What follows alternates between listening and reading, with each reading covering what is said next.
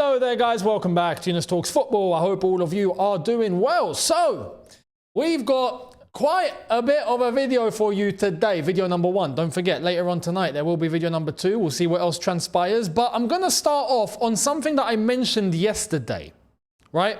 Yesterday, I mentioned the whole Nico Jackson thing. Is he for sale? He's not for sale. Club's interested. Are we going to sell him? I went into all of that. Go and check out that video if you haven't done so already.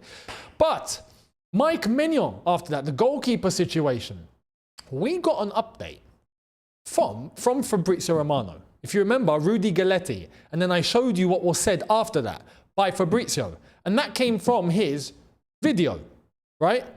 The info was out. I showed it to you on screen. I swear to you, as soon as I uploaded that video, I had seen that 10 minutes before me actually making the upload, he then put something else out. And it was a complete contradiction. And I'm going to show you. So let's go back to what I showed you yesterday, and then let's go to what he put out immediately after that info had come out from his own video. Yeah? I'll show you. Here is what I showed you yesterday. So it says, let's see if Chelsea decides to reactivate the Maignan deal later in the window, or different goalkeepers. There are still being offered goalkeepers on a daily basis, so the Chelsea keeper story might not be over. The situation could be open. Let's see. Right? Now, if you look, this is my time, of course, 11:58 p.m. That was my time. At 12:22, 20 minutes, 20 minutes. Chelsea have not reactivated Maignan as a goalkeeper option in the recent hours or days, and are not planning to do so later in the window. Talks with AC Milan and agents are off since 12 days ago, as Chelsea maintain their confidence in the goalkeepers they have. This is the issue.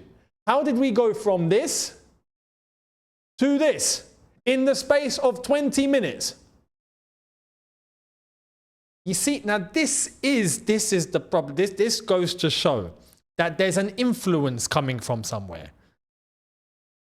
In my opinion, it's obvious. This is why, when I said what I said before, and Fab had a problem with me and gave me a DM on Insta and decided to like, hey, you can't say certain things. I'm like, well, okay.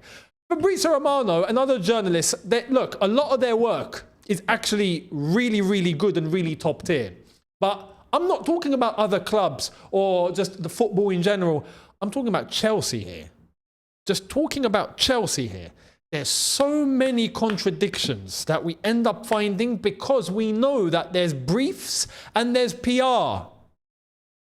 And this could not be a better example of it. I don't think you can get something more clear-cut than this. Yeah? Says one thing, 20 minutes later, no, since it's been 12 days. What? But you said that on your video, and now you're coming out with this 20 minutes later. I don't understand. Someone explain to me here. Someone explain to me. It doesn't add up. So with that in mind, I just wanted to illustrate that to you guys, because this, my opinion here, my opinion is that this is predominantly because of the club. And there seems to be a lot of contradiction with briefs that come out in relation to Chelsea. So whether, we have to entertain all angles here, whether there's people within the club that are sending different signals because they contradict each other from within, or it's damage limitation, they want to try and send, maybe truth comes out. It's like this. Many people believe, no, we are going to go back in for Maignan. But they've also come to the conclusion thinking, you know what, maybe we don't want to give the image that we're going to go back in for Maignan. You know, maybe we don't want to show to AC Milan that we're eager. Well, if that case, just keep your mouth shut and just go and get the deal done when you need to go and get it done. Like, that's it. But go and do what's necessary. Instead, we hear one thing, and then it's like it has to be rectified. This is what we've seen time and time again out of Chelsea, is that what's come out now needs to be rectified. No, counter it. And it's like the journalists are like, all right, screw it, we've got to say something else here. Boom, and then they come out with something else. That's what it feels like is going on here. This is why I'm illustrating this point, because these briefs need to stop. Like this, they need to stop. Now, if you don't want to give the image that you don't want to look eager, right? You don't want to give that image off. You're here, you're ready to do business because you want to look strong. Then just make it look like, go with the second brief. Go with the second information then. All right, we're not looking at him. And then go and get him. But why make it look like we are, and then straight after, no, we're not. And it's just mixed signals completely. And it just gets everyone thinking, what's going on then? What are we actually doing? Which is why, when this came out in this amount of time, many people are like, no, you know what? This is just a smokescreen. We are going to go back in for him. I think it's obvious that we do need a goalkeeper. We're trying to make it look like we don't need a goalkeeper. But anyone with eyes can see that we do need a goalkeeper because what we have right now isn't good enough. It's obvious. And obviously AC Milan know that. So we're not silly. But if you want to paint a certain image, do it well or don't do it at all. That's my message here. And stop getting journalists to say one thing, say another, say one thing, say another, say one thing, say another, and then it just all mixes and contradicts itself. Please. Simple as that. So that's what went down yesterday, which was hilarious. But obviously there's been a lot of feedback from this morning and all of that. So let me know what you think. And then we had another piece of news. And this is where we get to the main event. About this guy. Check this out. Chelsea have entered negotiations with PSG to sign Randall Kolo Muani from L'Équipe. Now, L'Équipe tend to be really reliable when it comes to their own. We've seen the whole Ekitike link. That started off from L'Équipe. And that's legit. We all know that's legit. Kolo Muani now. What do I think? What can I say on Kolo Muani? I've got two opinions. The first opinion is that it feels like Chelsea don't know what they're doing. It's like we haven't got like a target. We know what we need. We're going for that guy. Done. It's like what can we get? What can we get? Is there anything up for grabs? It feels like that. It feels like we're in the middle of a market. You know, we're not at Waitrose. Or we're not at, Tesco. You know exactly what you need. This item, that item, that item. Go to the checkout, done. We're in a market. What's around? Yeah, I'm not quite sure what's here today. I might have to come back next week, see if there's something else here. It feels like we're ducking and diving, wheeling and dealing. Del boy settings. Kolo Muani, I mean, firstly, he's 26. Is he 26? 26, or, yeah, he's 26. So that's one. He's on a salary that Chelsea can pay. I think he's on 85,000 euros a week or 95,000 euros a week. It's not the end of the world. Some would argue he's got decent experience just for where he's played.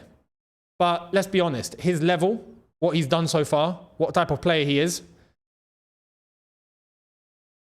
it's not bad, but it's not great. It feels average. It feels like, yeah, he's good. He's good, you'll take him. Look, okay, let me say this properly. Would I take him over Jackson? Yes. Is he a solution for Chelsea Football Club? Not really. Do you know what I mean? He's kind of in that grey, uncertain area. But is he better than Jackson? Yeah, I think he is. But is that enough? No, not really. That's where I feel on Kolo Muani. Like, he's been all right at Juventus. He wasn't really good at PSG. He did well in the Bundesliga. He is a France international. I think he shares similar traits to Jackson. Although I think technically he's a bit better. He's better than Jackson. Technically he's better than Jackson. But there's been nothing to indicate that he'll light the show on fire. That he'll... Nah, it just feels like he'll be an okay signing. And right now, do Chelsea need okay? You could argue maybe alongside Liam Delap, maybe it's enough. In the same way some people think Ekitike would be enough.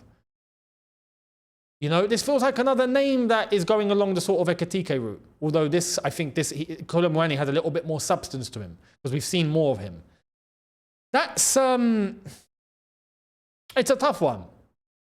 And I wonder how much he would be. I'm not quite sure how much he would actually be. So, that's that. Let me know your thoughts. Let me know your thoughts on Kolo Muani. Am I satisfied? Convinced? No. But I can also see where this deal, as a deal makes sense, and I'll tell you why. The rumour was that Juventus are interested in Nico Jackson, wasn't it? Well, where does Kolo Muani play at the moment? Juventus, on loan from PSG. PSG are not going to utilise Kolo Muani. I think they would rather have some money. Juventus they only have him on loan. They're not guaranteed to keep him. And if they do let Kolo Muani go, if he does leave, he doesn't stay, then Nico Jackson is up for grabs. They need a striker. And if they're linked with Nico Jackson, they would take him. So for Chelsea, it would be Nico Jackson out, Kolo Muani in, and I think all parties would be okay with that because Juventus get their player, PSG get their money, and Chelsea get a replacement. Perfect. I think that's what's going on here. Do you agree with that or not? Let me know your thoughts. And I'll see all of you later tonight. Let me know everything that you think on both topics that I've mentioned. We'll see what else transpires and we'll talk more later. Subscribe, notification bell on. I'll catch you later. Have a good one. Look after yourselves. Take care. And peace.